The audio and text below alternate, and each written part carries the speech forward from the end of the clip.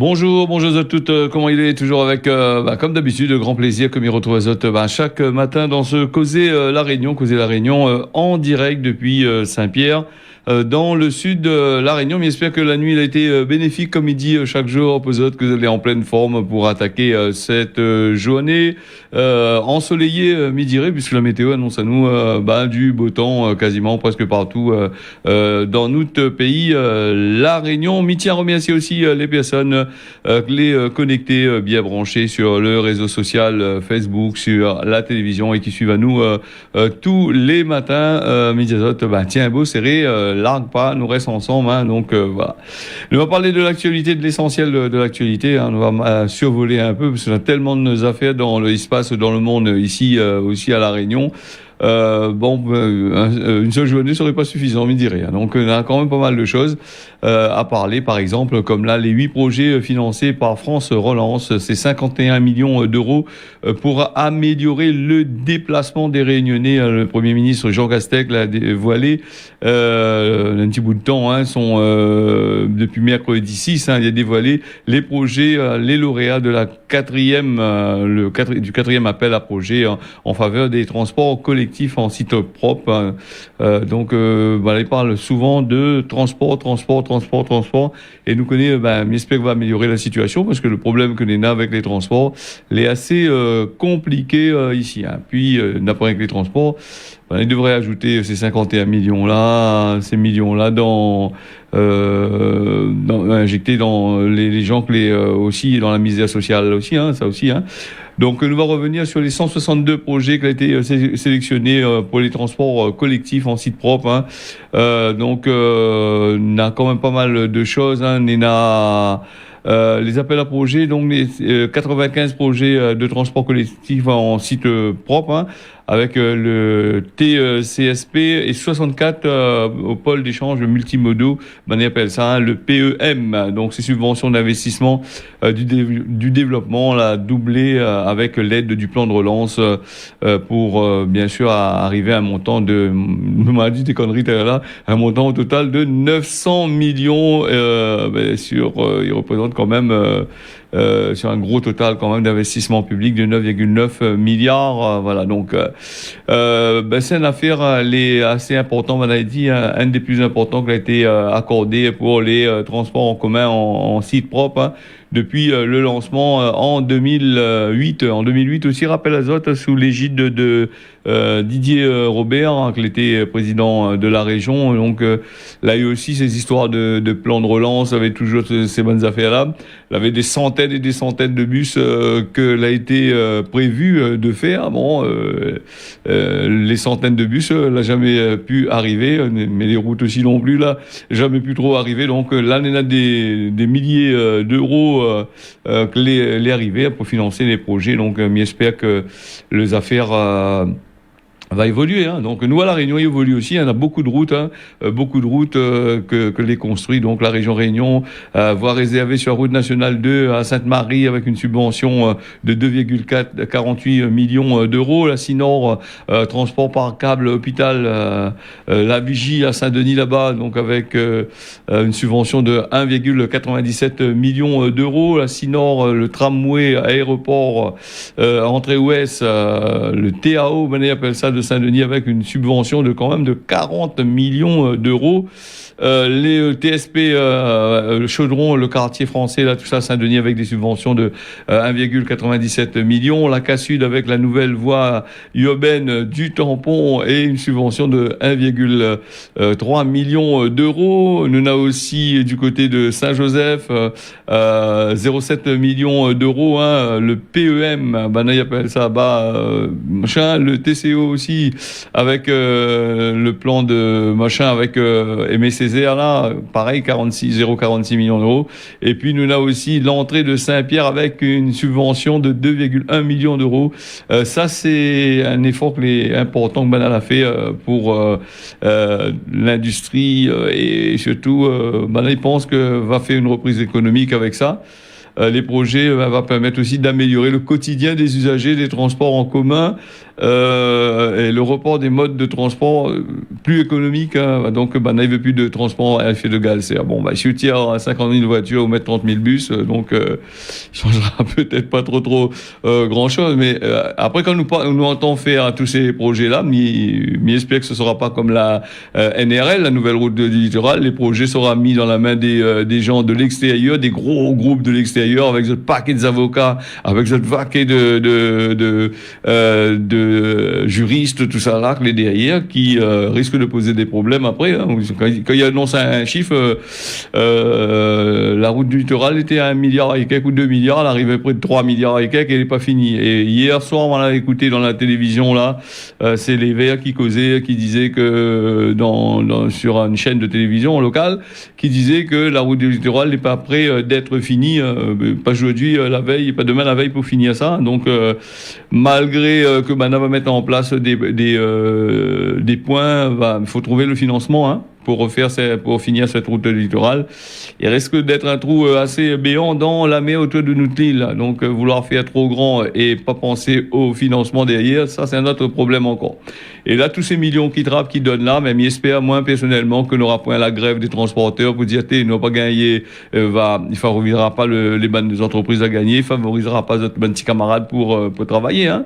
Après, on est ça aussi. Et est-ce que nous posons-nous la question, est-ce que sur tous ces millions là, la donnée là, est-ce que, il sera donné, hein, donc les prévus, hein, donc, est-ce que la situation de l'emploi à La Réunion va changer? Est-ce que ce sera beaucoup de Réunionnais sera embauché, hein? Ou sinon ça pas attraper d'autres camarades à l'extérieur, viens mettre ici, hein. Donc voilà, ça c'est à réfléchir, à voir. Et puis c'est à eux de prendre votre destin en main, de regarder aussi, hein, de rouvre votre yeux, rouvre votre canette, aller causer un peu que ce soit de responsable là, arrête de déconner, nous un peu de travail aussi, pour cette la point, hein. Donc, nous va fermer cette parenthèse-là et nous va venir sur la situation du Covid à La Réunion.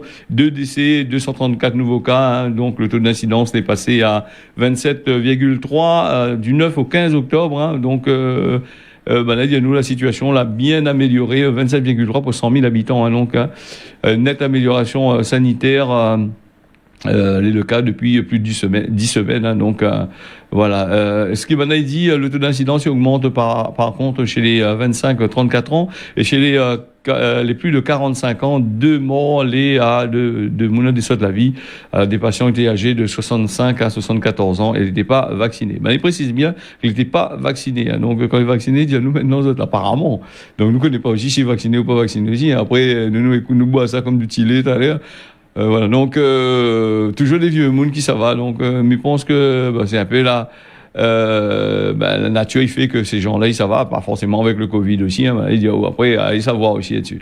Taux de positivité encore il passe à 0,6% du côté des variants, principalement le variant Delta, un variant indien qui lui représente la quasi-totalité des mutations qui a été détectées. C'est les autorités sanitaires qui disent nous ça. Hein. Alors au 15 octobre, 7 lits de réanimation étaient encore occupés par des patients positifs au Covid-19 sur les 82 lits de réanimation que l'on a ici à La Réunion. Par ailleurs, plus de 952 000 doses de vaccins l'a été fait depuis la campagne de vaccination. Hein, elle a connu un léger sursaut dans cette semaine. Alors le vaccin, le Covid, il baisse, le tourisme, il commence à augmenter. Donc les contents, les chambres d'hôtes, les hôtels, tout ça allait bien plein, le grand raid qui arrive, pas mal de choses. Donc la vie il reprend petit doucement son affaire, en espérant pas qu'il fait comme la France. Là, apparemment la France est un léger remontée de Covid-19 de l'autre côté là-bas. En espérant que la Réunion avec son charter de Covid qui arrive ici, Air Covid, nous appelle ça, hein, donc qui arrive ici. J'espère que la situation va changer, les mesures de sécurité seront bien prises. Et puis faut pas compter, comme il dit les mesures de sécurité, faut compter sur les personnes que les responsables, hein, les forces de l'ordre, les boucs qui fait des tests dans les aéroports ou dans les affaires comme ça. Mais après compter uniquement sur le tourisme, le boug qui sort dans tel ou tel pays qui vient ici à La Réunion, il y a une ici bas de carré, compte pas lui pour faire une quarantaine que les en septaine, hein, donc compte pas trop là-dessus, hein, que ça fait encore des tests Covid encore, c'est risquable. Peut-être du côté de l'île Maurice, là-bas, mal à poids qu'à à faire, mais ici, il y a un peu du laxisme qu'on nous regarde, hein, parce qu'on a vu au tout début justement de cette crise de Covid, que ça allait se passer, quand on a commencé à ouvrir les frontières, elle n'était pas là avec ça, et ça marchait, de carré, ça fait course partout, il n'a rien à faire, hein. Et après, nous changera pas la nature est comme ça, l'être humain est comme ça, faut ça veut faire. Ou ça change à lui pour dire que lui il viendra pas, il est habitué à faire son connerie, il va faire toujours son bêtise, hein, donc voilà, en gros. Et puis nous aller aussi du côté de vous allez toujours en direct là dessus Télé Créole, il est déjà 6h10 du matin, donc élection consulaire à la Chambre de commerce. Myriam Boulet qui déclare qu'Ibrahim Patel elle est inéligible, hein. Ibrahim Patel lui de son côté, il dit que le forme il confond tout et donc Ibrahim Patel c'est le président sortant de la Chambre des commerces d'industrie de la Réunion, il est candidat à sa propre succession. D'après Myriam Boulet, le bouc serait inéligible, hein, donc il a causé le mardi 19, c'est-à-dire hier. Dans son conférence de presse, candidate à l'élection en chef d'entreprise, il affirme que conformément à la réglementation, son adversaire, les gérants d'une société de moins de 2 ans, il peut pas présenter à lui là-bas justement aux élections. Il a été interrogé par images presse là, donc Ibrahim Patel l'a formellement démenti son accusations. Il est candidat au titre d'une société que il dirige depuis plus de 7 ans et non pas au titre d'une société existant depuis septembre 2020. C'est ce que Madame Boulet il dit, hein. Notre président sortant, il trompe à lui. Donc encore un coup de maillage encore, la Chambre des commerces à chaque fois dans les élections au Terba, ou toutes les chambres, hein, les chambres insulaires, dans les élections, on a toujours le maillage, donc on un peu veut rentrer, un peu il veut garder sa place, un peu il fait tout pour machin. Donc après malgré tout quand les élus comme ça, après il faut passer devant les commissions là-bas, devant le tribunal pour voir s'il est bon, s'il est pas bon. Après vous connaissez beaucoup de machins. Et bon voilà, donc Ibrahim Patel, nous a beaucoup entendu parler de lui, il a beaucoup d'affaires lui au tout début, donc depuis il fait se causer la Réunion, là on entend lui souvent. Et souvent, il en sort à lui, hein, donc apparemment, s'il en sort à lui, c'est que lui est dans la vérité. Bon, après, nous va bien voir après. Bon, la suivre l'affaire, pour ça, t'inquiète pas. S'il y en a un changement ou une affaire comme ça, on tracasse pas. Nous n'en a aussi, nous avait parlé ça vite fait hier, parce que hier, nous a parlé de vite fait. Donc, conseil départemental avec l'enquête publique clé fait là-bas du côté de Trois Bassins pour les terres incultes, pour remettre en culture les friches agricoles de la Réunion. Le conseil départemental a lancé justement l'opération Terres incultes. L'objectif c'était de regagner à 2000 hectares de terres agricoles. L'enquête publique administrative a été ouverte sur la commune de Trois Bassins pour justement remettre en place en état 62 parcelles sur un total de 229 hectares. Et comme on l'avait dit la dernière fois, c'est pour faire c'est des terres agricoles, hein, normalement, il faut faire de l'agriculture dessus. Étant donné que la Réunion, il veut aussi, comme on avait dit aussi, l'autonomie alimentaire, il veut que la Réunion produise un peu de produits qui survient à ses propres besoins. Et donc, Banal a décidé de faire ça. Mais après, rien que Trois Bassins, il y a une terre comme ça, il y en a un petit peu partout. Mais sauf que partout, quand il appelle ça du déclassement, là, il déclasse un peu partout dans les grandes villes, tout ça là, à la place des gens qui veulent faire de l'agriculture. Ils montent des immeubles dessus, des cases à louer.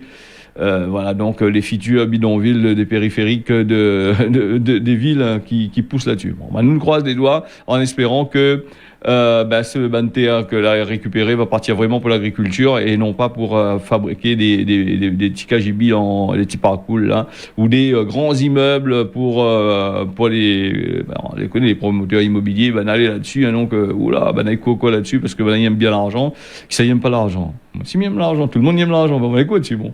Alors nous fermons là-dessus, donc conseil départemental, la revalorisation de la location logement, Cyril Melchior a reçu la confirmation de l'engagement du gouvernement qu'on lui avait déplacé à lui du côté de Paris. Le président du département Cyril Melchior l'avait rencontré Sébastien Lecornu, ministre de l'Outre-mer, Emmanuel Wargan, ministre de la transition écologique chargé du logement. et cela a été sensibilisé justement sur l'accès au logement décent pour les ménages les plus modestes. C'est ce que le conseil départemental a dit. Donc les deux ministres ont répondu favorablement à son ban requête. Nous allons passer du côté de l'Union européenne avec l'état de droit, toujours avec Bruxelles qui promet d'agir contre Varsovie, qui dénonce aussi un chantage européen. La présidente de la Commission européenne, Ursula von der Leyen, l'a menacé mardi d'agir contre la Pologne qui menace les valeurs communes de l'Union européenne. Le Premier ministre polonais dénonce le chantage que l'Europe y fait. L'Europe, d'ailleurs, beaucoup de pays dit que l'Europe y fait des chantages avec d'autres pays. Nous avons vu avec les vaccins, avec tout le bon système, comment ça se passait.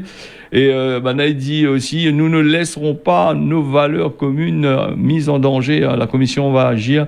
C'est ce que l'a affirmé Madame von der Leyen devant les eurodéputés à Strasbourg, après une décision du tribunal constitutionnel polonais qui conteste, qui ne veut pas la primauté des droits européens. Le Premier ministre polonais, Mateusz Morawiecki, c'est un nom bizarre son affaire-là, il est venu causer dans l'hémicycle européen. Il a dit que l'Europe, le ban de menace de l'Europe, il tracasse pas du tout, et que l'Europe l'avait promis à Zot 36 milliards de subventions de prêts pour son pays dans le cadre du plan de relance européen post-Covid, que l'a été gelé par Bruxelles. Et lui, ce que lui dit le Polonais là, le chantage, il vient d'une méthode habituelle de certains membres. C'est pas la base de la démocratie. Morawiecki, dans son discours d'une trentaine de minutes, elle a causé avec son ban de partisans.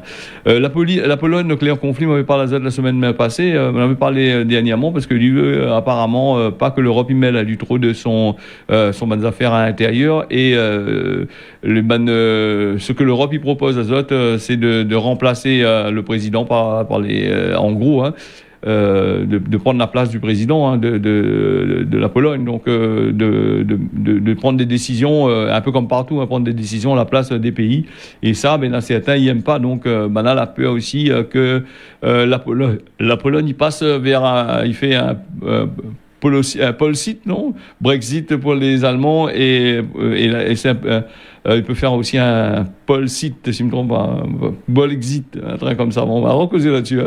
Donc l'Europe, dans certains pays, il aime plus trop non plus. Peut-être aussi par rapport à la Donazot, un paquet d'argent aussi au tout début dans la crise Covid.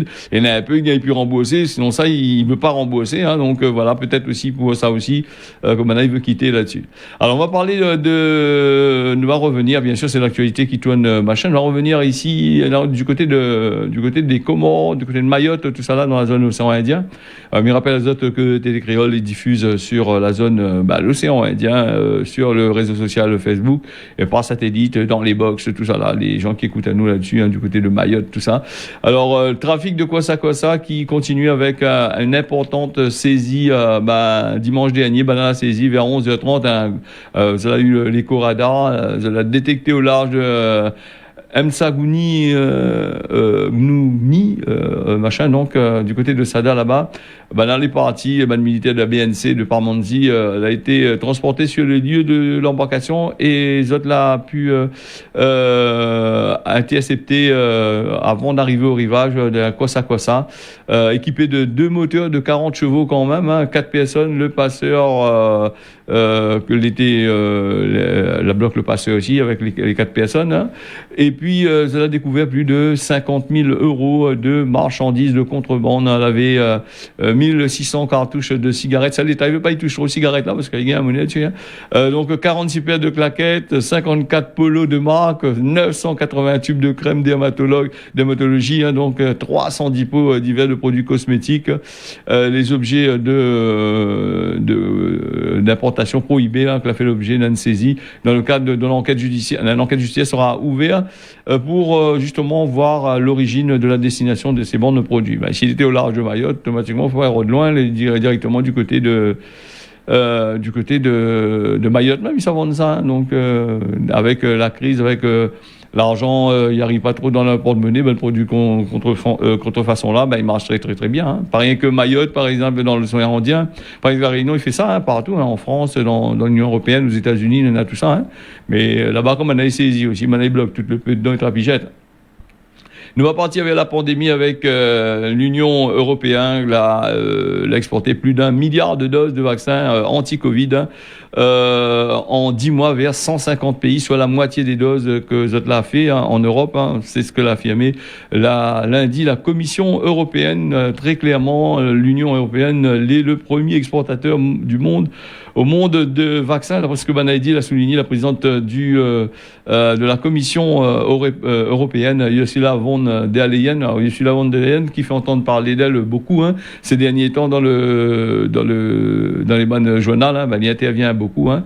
Il a fait ça, il a annoncé ça dans une petite vidéo en ligne. Il ne va pas mettre le vidéo en ligne, hein, mais on a vu le vidéo. Hein, donc le problème, c'est qu'il y a des DRM dessus, Cap Coupe mon journal encore sur le réseau social. Là, donc on ne va pas mettre ahí. D'après un comptage qui a été réalisé par l'AFP, l'agence France Presse, quelques 580 millions de doses ont été administrées à ce jour dans l'Union européenne, où plus de 75% des adultes les totalement vaccinés. Voilà, donc l'Union européenne, le Fonds Midi, comme ça, il y a toujours partagé les vaccins avec le reste du monde. Il a livré quand même pas mal, plus de 87 millions de doses aux pays à faible et moyen revenu, justement avec son programme international COVAX, que l'a précisé le chef de l'exécutif européen. Et puis, il dit aussi hein, que l'Europe donnera encore au cours des prochains mois 500 millions de doses supplémentaires de vaccins hein, aux pays les plus vulnérables. Hein. Les autres vont redoubler les efforts, hein, d'après toujours la présidente du Conseil européen là-bas. Hein. Donc, et puis, il y a beaucoup de choses qui se passent sur Internet, hein, justement, avec justement ces bandes doses que les données aux pays. Hein, donc, les données à certains pays, il y a un peu d'allons avec ça, tout ça, on a des exploitations dessus, se travailler un peu avec. Hein. Et il y en a quand même pas mal de informations qui circulent en disant que peut-être que on a trop produit de vaccins et oui, au lieu de gâter, l'Europe il préfère aller donner la machin. Contrairement à Pfizer, contrairement aux autres certains autres laboratoires, là ils donnent pas, ils posent des conditions. Sur le point d'argent, achetez pas, on crève. Hein. Donc en gros, voilà les affaires. Nous va partir du côté de la Birmanie avec, vous voulez parler ça hier, à la Birmanie, donc avec 5000 manifestants qui ont été emprisonnés avec le coup d'État qui a été fait là-bas, hein, donc va être libéré. Voilà, vous avez protesté contre le coup d'État du gouvernement de l'armée, hein, plutôt, hein, en février dernier. La junte, lundi, le chef de la junte a annoncé que 5636 prisonniers seront graciés et libérés avant la fête bouddhiste du Taidingyut, qui commence mardi, qui a commencé mardi, hein, donc hier. Elle a déclaré le général Min-Aung Hlaing quelques jours après avoir été exclu au prochain sommet de l'ASEAN. Voilà en gros. Et puis nous n'en a aussi, aujourd'hui, m'a tombé sur qualité de nom assez compliqué. Excusez-moi pour la prononciation, hein, parce que des noms chinois ou des noms un peu bizarres, pas bizarres, elle est bizarre pour moi, elle est pas bizarre pour les mômes qui portent ce nom-là, donc c'est compliqué. Donc, excusez-moi du maillage qui a été fait, et puis ça corche un peu le bas de nom. Donc voilà un peu. Nous va passer avec Haïti, du côté d'Haïti, avec une quinzaine de missionnaires américains qui ont été enlevés par un gang. Voilà, donc des missionnaires chrétiens américains et les autres familles, par des membres d'un gang de la capitale haïtienne à Port-au-Prince. Voilà, donc ça laisse passer samedi dernier. Hein, donc voilà, donc dans le ban de journal, il dit pas est-ce que Banal a demandé des rançons ou l'a pas demandé de rançon. Il n'entend pas parler du tout. Et puis les Américains, bien sûr, il dit que c'est une affaire crapuleuse. Voilà, donc du côté de Haïti. Donc c'est vrai qu'Haïti, là, c'est compliqué parce que là-bas, depuis pas mal de temps, avec le tremblement de terre des tremblements de terre qui arrivent en permanence avec la population qui est toujours mis à mal.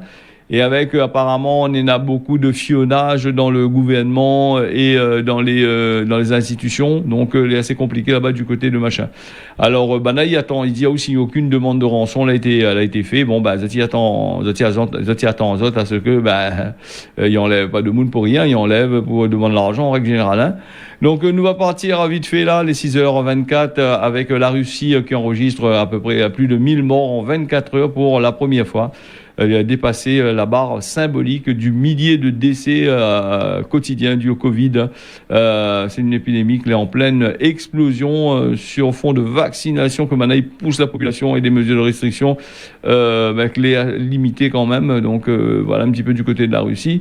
Et puis nous va finir là-dessus là vite fait avec des femmes indiennes. Là-bas on avait vu ça dans le journal par rapport à la crise Covid, par rapport à la misère que la tombe chuzote, par rapport justement en rapport avec le crise de Covid, elle est obligée de vendre de bijoux en or, bracelets, colliers, des bracelets des bijoux qui ont une grande valeur sentimentale pour eux. Donc c'est de l'amour dans l'âme que maintenant ça va vendre tout ça là. Donc ils essaient de tirer le meilleur prix, comme des milliers d'Indiens là-bas, ils les contraints pour surmonter la crise économique.